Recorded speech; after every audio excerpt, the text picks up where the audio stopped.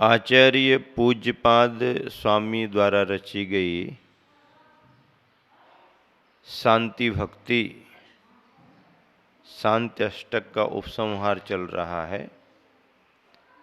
अगला श्लोक है तद्रव्यमवै मुदेतु शुभासदेशा संतन्यतां प्रतिपतां सत्यतं सकाला भावा सनन्दतु सदा यदनो गृहेण रत्नत्रयं प्रतिपतिः मुमुक्षुवर्गे तद्द्रव्यमव्यय मुदेतु सुभासदेशः संतन्यतां प्रतिपतां सततं सकालः भावः सनन्दतु सदा यदनुगृहेण रत्नत्रयं प्रतिपतिः मुमुक्षुवर्गे। तद्द्रव्य वह द्रव्य अव्ययम अविनाशी उदेतु होबे सदेशः वह देश शुभ संतन्यताम शुभ का विस्तार करे सततम निरंतर सकालः वह काल प्रतिपताम समृद्धि करे सदा यानी हमेशा सभावः वह भाव रहे कौन सा भाव रहे यद अनुग्रहेण जो अनुग्रह से नंदतु वृद्धिंगत ये इस लोक में मुमुक्षु वर्ग में रत्नत्रयम प्रतिपति रत्नत्रय फैलता रहे रत्नत्रय फैलता रहे। कितना अच्छा भाव है इसमें। वह द्रव्य अविनाशी होवे वह द्रव्य हमेशा बने रहे अविनाशी रहे। वह देश शुभ का विस्तार करे। शुभ किसे कहते हैं? कल्याण के लिए शुभ कहते हैं। क्षेम जिससे हो भद्र जिससे हो वो क्षेम शुभ कल्याण कहलाता है। उस शुभ का विस्तार करे निरंतर वह काल समृद्धि करे हमेशा वह भाव रहे जो भाव अनुग्रह से वृद्धिंगत इस लोक में मुमुक्षु वर्ग में रत्नत्रय फैलता रहे रत्नत्रय का विस्तार हो मुमुक्षुओं को रत्नत्रय की प्राप्ति हो। मुमुक्षु कौन कहलाते हैं? मोक्ष की इच्छा रखने वाले मुमुक्षु कहलाते हैं। मुमुक्षु कौन कहलाते हैं? मोक्ष की इच्छा रखने वाले मुमुक्षु कहलाते हैं। हमको मुमुक्षु बनना ही चाहिए। संसारी प्राणी चार संज्ञाओं से ग्रसित होकर के बुभुक्षु तो बना हुआ है, क्षुधा की निर्वृत्ति में लगा हुआ है, भोगोपभोग की सामग्रियों में लगा हुआ है, खाने पीने में समय बिता रहा है। ऐसा अज्ञानी प्राणी असंयमी बुभुक्षु कहलाता है। भोक्तुम इक्षु बुभुक्षु जिसको केवल भोगने की खाने पीने की इच्छा वो बुभुक्षु है। मुमुक्षु कौन कहलाता? मोक्तुम इक्षु मुमुक्षु। मुमुक्षु कौन कहलाता? मोक्तुम इक्षु मुमुक्षु जिसमें छोड़ने की भावना हो त्याग करने की भावना हो वह मुमुक्षु कहलाता है। मुमुक्षु अंतर्ज्ञानी होता है। उत्कृष्ट दर्जे के मुमुक्षु के लिए उत्तम क्वालिटी के मुमुक्षु के लिए त्रिगुप्ती गुप्तासन कहा है। क्या कहा है? 3 गुप्तियों से गोपित होकर के ज्ञानी के छिन माही ज्ञानी के, उस मुमुक्षु के क्षण माही क्षण में ही त्रिगुप्तितें सहज टरे हैं। क्या? कर्म सहज टलते हैं। अज्ञानी करोड़ों वर्ष तक तपस्या करके जिन कर्मों का क्षय नहीं कर पाता, क्या कहा? अज्ञानी प्राणी करोड़ों वर्षों तक तपस्या करके जिन कर्मों को नहीं खपा पाता, नहीं नष्ट कर पाता, ज्ञानी भव्यात्मा क्षण माही एक क्षण में उतने कर्मों को नष्ट कर देता है। लेकिन एक क्षण में ज्ञानी कब करता है? त्रिगुप्तिते, तीन गुप्तियों से, त्रिगुप्ति गुप्ता सन, तीन गुप्तियों में गोपित हुआ, तीन गुप्तियों में सुरक्षित हुआ, तीन गुप्तियों में लीन हुआ।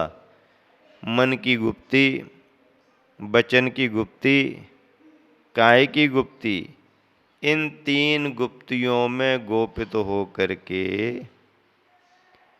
ज्ञानी भव्यात्मा मुमुक्षु अपने कर्मों को क्षणभर में नष्ट कर देता है। तो इतने बड़े पहाड़ की वंदना करने के लिए इतनी बड़ी लालटेन चाहिए पड़ेगी? पहाड़ के बराबर चाहिए पड़ेगी क्या? अरे मूर्ख, पहाड़ के बराबर लालटेन की जरूरत नहीं, लालटेन छोटी सही। फिर कैसे इतने बड़े पहाड़ की वंदना होगी? तू जैसे जैसे आगे बढ़ता जाएगा, उजाला लालटेन का तुम्हारे साथ रहेगा। पीछे फिर अंधेरा हो जाएगा, उससे क्या लेना देना तुम्हारे लिए? आगे भी तो अंधेरा दिख रहा है, उससे भी तुम्हें क्या लेना देना? जहां पर तेरे को पैर रखने हैं उतनी जगह दिखते रहना चाहिए। हजारों मील की यात्रा कर सकते हो। मूल तो प्रयोजन, जहां कदम पड़ रहे हैं वहां उजाला होना चाहिए, और वहां पर उजाला है तो आगे पीछे के अंधेरे से क्या लेना देना हमारे लिए? इतनी छोटी सी लालटेन का थोड़ा सा प्रकाश भी इतने बड़े पहाड़ की वंदना करा देता है। सम्मेद शिखर की वंदना हो जाती है। क्या करना है? बहुत ज्ञान होना चाहिए। तो बहुत ज्ञान होने से केवल ज्ञान हो जाता क्या? अरे बड़े बड़े ज्ञानी और पंडित शब्दों की पोथी पढ़ पढ़ करके कुछ नहीं कर पा रहे, तो फिर पढ़ना बेकार है क्या? नहीं, पढ़ना बेकार नहीं है, पढ़ना तो अच्छी बात है, लेकिन पढ़ करके, ग्रंथों को पढ़ करके थोड़ा अपने को भी पढ़ना सीखना चाहिए, दूसरे को भी पढ़ना सीखना चाहिए। नहीं, हम तो ग्रंथ पढ़ते हैं। अरे ग्रंथ पढ़ते पढ़ते जिंदगी निकल गई, एक आध बार निर्ग्रंथ मुनि को भी तो पढ़ लो। ग्रंथ पढ़ते पढ़ते जिंदगी निकल गई क्या बाबा? सुन रहे कि नहीं सुन रहे हैं? जोर से बोलो, सुन रहे कि नहीं सुन रहे? सुन रहे हैं, हाँ। तो ग्रंथ पढ़ते पढ़ते जिंदगी निकल गई, परिणाम नहीं बदल पाए, कसाएं नहीं छूट पाई, सम्यक दर्शन हो गया, लेकिन चारित्र मोहिनी की प्रकृतियां तुमको दबाए बैठी हैं। चारित्र मोहिनी कर्म का उदय ऐसा चल रहा है कि संयम नहीं ले पा रहे, और संयम यदि जीवन में नहीं आया तो पढ़ने का मतलब क्या रहा? पढ़ना बुरा नहीं है, पढ़ो, पढ़ने से परिणामों में निर्मलता आती है, कसायों में मंदता आती है। स्वाध्याय शुभ का माध्यम है, स्वाध्याय होना चाहिए। हमारे गुरुवर आचार्य श्री खूब स्वाध्याय करते हैं, संघ को भी स्वाध्याय अच्छा कराते हैं, संघ भी स्वाध्याय करता है, सब ठीक है, लेकिन स्वाध्याय के साथ साथ कुछ सार भी पकड़ में आना चाहिए। समय सार हाथों में जिंदगी भर पकड़े रहे और संसार नहीं छूट पाया तो मतलब क्या है? संसार ना भी छूट पाए पर संसार की गांठें कुछ तो ढीली हों, कुछ गांठें तो ढीली हों। नहीं नहीं, वो तो चारित्र मोहिनी की प्रकृति है। अरे तो किसी की प्रकृति हो, पुरुषार्थ तो तुम्हें ही करना पड़ेगा। नहीं नहीं, जो जो देखी बीत राग ने, जब समय आएगा तब सब हो जाएगा। अरे मूर्ख, कुछ नहीं होगा तेरे लिए,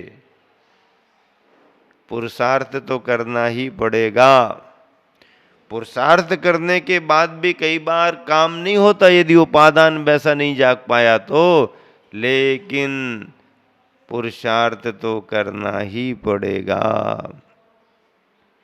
मुमुक्षु वो होते हैं जिनके अंदर मोक्ष पाने की ललक आ जाती है।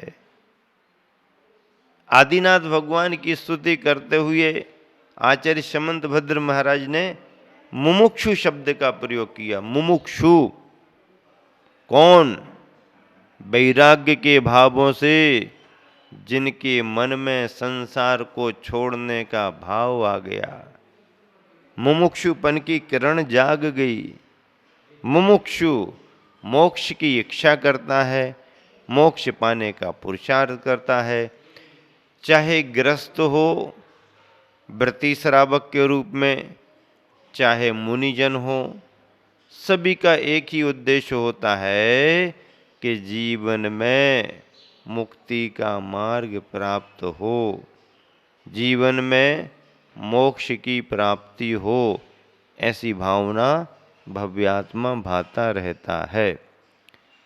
एक बार ऐसा हो गया, श्रावक ने कहा, महाराज जी हम लोग स्वाध्यायी हैं, शिविर अटेंड करते हैं, स्वाध्याय करते हैं, हम लोग मुमुक्षु हैं। अच्छा भाई, आप मुमुक्षु हो? ठीक है ठीक है, मुमुक्षु होना तो अच्छी बात है। ठीक है ना महाराज जी, हम लोग मुमुक्षु हैं ना। फिर जब हम लोग मुमुक्षु हैं तो लोग फिर हमारी बुराई क्यों करते हैं, झगड़ा खड़ा क्यों करते हैं? हमने कहा ठीक है, समय पर इसका समाधान करेंगे। प्रवचन हुआ हमारा, बड़ी सभा हुई, विधान चल रहा था, सारी समाज बैठी थी। फिर मैंने कहा कि कुंद कुंद स्वामी ने कहा है मुमुक्षु होना चाहिए। भव्यात्मा मुमुक्षु होता है, और यदि कोई मुमुक्षु है तो वो तो बहुत अच्छी बात है। और गृहस्थ ही मुमुक्षु नहीं होता, मुनि भी मुमुक्षु होते हैं, और असली मुमुक्षु तो मुनि होते हैं। असली मुमुक्षु तो मुनि होते हैं। किसी ने कहा कैसे? मैंने कहा कि ये कपड़ों में बैठे हुए मुमुक्षु तो संस्था वाले होते हैं, ग्रुप बना लिया, संस्था बना ली, सो मुमुक्षु हो गए। मुमुक्षु मंडल बना लेते हैं। तो मैंने कहा ये गृहस्थ तो जो मुमुक्षु हैं ये मंडल वाले हैं, यथार्थ के मुमुक्षु तो मुनि होते हैं जो पिछी कमंडल वाले होते हैं। पिछी कमंडल वाले सही मुमुक्षु हैं, मंडल वाले मुमुक्षु तो क्या। इसलिए बनना है किसी को मुमुक्षु तो मुमुक्षु बनो। मुमुक्षु बनना बुरा थोड़ी है, मुमुक्षु बनना चाहिए। मैं भी मुमुक्षु हूं, तुम आप सब भी मुमुक्षु बनो। मुमुक्षु बनो लेकिन मंडल वाले नहीं, पिछी कमंडल वाले मुमुक्षु बनो। आचार्य श्री बार बार कहते हैं पिच्छी लेना बहुत अच्छी बात है, संयम लेना बहुत अच्छी बात, दीक्षा लेना बहुत अच्छी बात, लेकिन मान लो दीक्षा ना भी ले पाओ तो कोई बात नहीं। आचार्य से कहते हैं दीक्षा ले लो तो बहुत अच्छी बात है, लेकिन दीक्षा ना भी ले पाओ तो कोई बात नहीं। पिच्छी ले लो बहुत अच्छी बात, पिच्छी ना ले पाओ तो पिच्छी वालों के पीछे पीछे लगे रहो, पिच्छी वालों के पीछे पीछे लगे रहो। बस यही तुम्हारा धर्म ध्यान है, यही गृहस्थों का मोक्ष मार्ग माना गया है। तो इस तरह से आचार्य पूज्यपाद स्वामी ने अपनी भक्ति करते हुए शांति की कामना की है। संसार में शांति हो, सभी लोग सुखी रहें। और क्या कहा? वह द्रव्य अविनाशी होवे, वह देश शुभ का विस्तार करे, हमेशा वह भाव रहे जो अनुग्रह से वृद्धिंगत इस लोक में मुमुक्षु वर्ग में रत्नात्रय फैलाता रहे, रत्नात्रय का विस्तार होता रहे, ऐसा भाव हमेशा बना रहे। क्योंकि रत्नात्रय का विस्तार बहुत जरूरी है। वर्धताम जिन शासनम, वर्धताम वर्धताम जिन शासनम, जिन स नंदतु नंदतु नंदतु, जिन शासन का विस्तार हो, जिन शासन फैलता रहे, जिन शासन आनंददायी हो, जिन शासन है हमारे तुम्हारे घर का शासन नहीं है। घर का शासन है क्या? नहीं, जिन शासन जिनेंद्र भगवान का शासन है। तीर्थंकर भगवंतों के शासन को जिन शासन कहा गया है। कौन सा शासन कहा गया है? कौन सा शासन कहा गया है? जिन शासन। क्योंकि यह बीतरागता का शासन जो है, यह जिन जिनेंद्र भगवंतों से चलता है, तीर्थंकर अरहंतों से चलता है। हाँ, हमारे तुम्हारे घर से थोड़ी चलता है। क्या समझ रहे हो तुम लोग? हैं? तुम्हारे घर की दुकान है क्या? कुछ भी कर दो। तुम्हारे घर की दुकान नहीं है, तुम्हारे गांव का काम नहीं है। ये भगवान का शासन है। किसका शासन है? भगवान का शासन है। हाँ, आवाज आना चाहिए सबकी। किसका शासन है? भगवान का शासन है। तो ऐसे भगवान के शासन को जिन शासन कहा गया है, और वह जिन शासन इस धरती पर निरंतर फैलता रहे, निरंतर विस्तार को प्राप्त होता रहे। ये छोटे छोटे बच्चे, बड़े बड़े युवा और प्रौढ़ स्वाध्यायी लोग भगवान की भक्ति करें, महाराज जियों की अच्छी सेवा करें, ऐसे ही अच्छे सिद्ध चक्र महामंडल विधान करें, ऐसे ही अच्छे ठाट बाट से देवशास गुरु की प्रभावना में रथोत्सव करते रहें। ऐसा आनंददायी वातावरण निरंतर भगवान की प्रभावना का बढ़ता रहे, बढ़ता रहे, बढ़ता रहे। इसी शुभ भावना से विराम।